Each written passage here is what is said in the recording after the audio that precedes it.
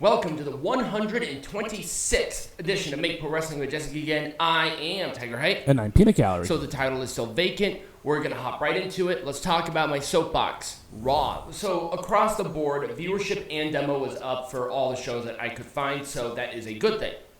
RAW.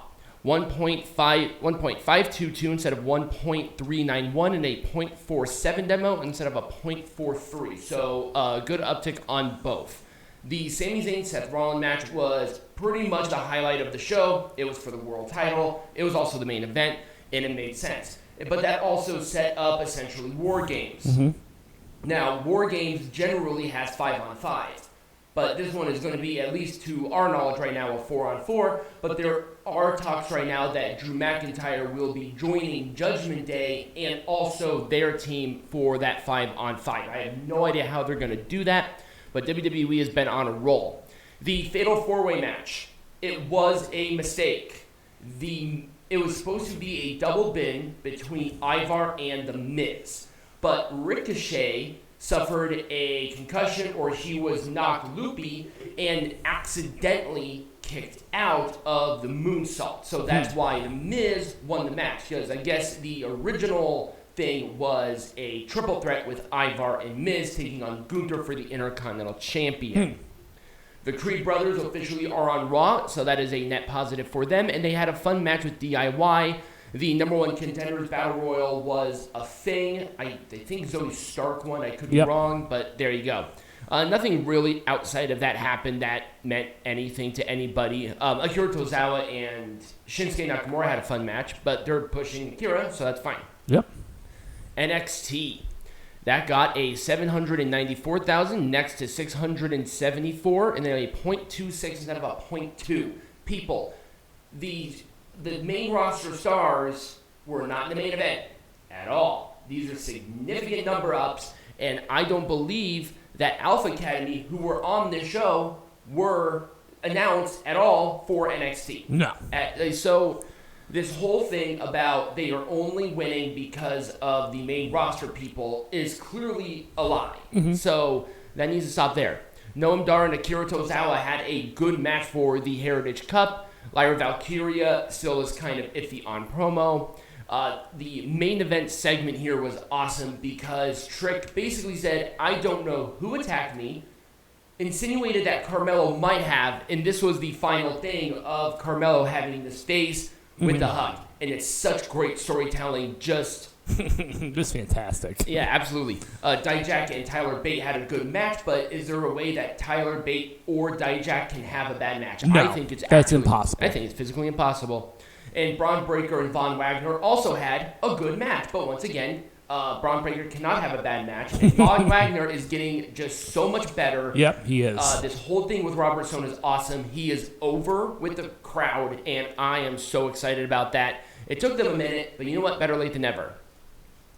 So from the positives to, I would say more of a positive show, but I did have some problems. So Dynamite had an 804,000 next to 774 and a 0.27 instead of a 0.24. So it's an uptick, but keep on how absolutely damn ass close NXT was to Dynamite with a world champion match, Sting on the card, Chris Jericho and Kenny Omega on the card, Samoa Joe on the card. Like, the difference between NXT and, like, star power wise and this show are staggering. Right. Just staggering. It's like, yeah, they beat them barely. They barely beat them. And this did not have Becky Lynch or John Cena or Undertaker. That didn't happen. Right. So there you go. The current jerker was the World Championship match. Are we joking? Also, Daniel Garcia. Are we joking?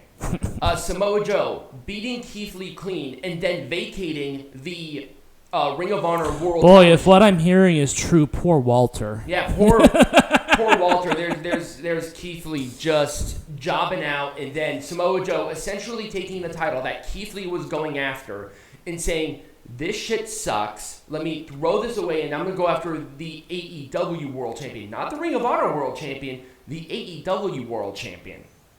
I wonder if that was not scripted. I wonder if that was like a shoot promo. Do you think so? I have a theory that it might have been. that would be insanity because that would be a big L for Ring of Honor.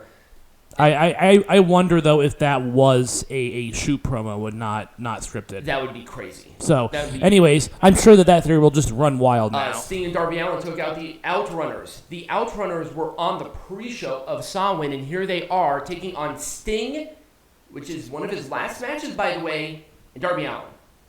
Hello? Is anybody else seeing this? Like, what are we doing here? Why are we doing this to each other? Swerve Strickland and Penta El Cerro Miedo had a good match, and then Jay White and Jay Briscoe's brother also had a good main event match. Jay Briscoe's brother. Because he is. I mean, yeah. Mark Briscoe has no identity outside of my brother died. Right. That's pretty much it. They're so lazy about it, his Titantron still has Jay Briscoe's name on it. And they mentioned Jay Briscoe, I believe, more than Mark. And Mark is the one who is not 6 feet under. Right. Anyway, Impact. I couldn't find demos or anything, but they had a World Championship match, but it was the main event, so it's fine. Also, these two had a really good match. But once again, Alex Shelley, who is just doing great stuff right now, and Jonathan Gresham, who I swear to God that Mini Fridge can't have a bad match. Right. So it's like you got two people that really can't have bad matches. Right. Tommy Dreamer and Crazy Steve, they did have Crazy Steve's cash-in match, but it was on a disqualification because, Tommy Dreamer has to have blood in his match, so he bled everywhere. And Crazy Steve is doing great stuff right now, and hopefully Crazy Steve actually wins this belt from Dreamer. I'm assuming they're waiting till Hard to Kill, but I'm not sure. Probably are. In the gallery, you do need to get tickets. So, Eddie Edwards and Eric Young had a fine match. And then Olg Prudius, also known as Vladimir Kozlov, had his debut match here. It was a tag match with Dirty Dango taking on two locals. Two jobbers. Prudius, or however you pronounce his name, is awesome. He looks great. I love the contrast with Dirty Dango, where he's like, pro wrestling sucks, because essentially Dirty Dango sat at commentary the entire match, and Olg just destroyed these two. And then, obviously, Dirty Dango got the pin. Super happy about that. But yes, it looks like he is on Impact, and I do not hate that. SmackDown, big shakeup here with Damage Control. Oh, by the way, it was a $2.119 million and a .53 demo from last week. Asuka and Kairi Sane joining Damage Control. I had a discussion about this, and I believe the Stardom women will break off and do their own thing, and then Bayley and Dakota Kai will essentially be baby faces. Right. That's what I'm thinking too. And I had a theory here, and I want to run this by you because I think it would be a great idea to do this, because the Royal Rumble is right around the corner, and they generally set up who's going to win what.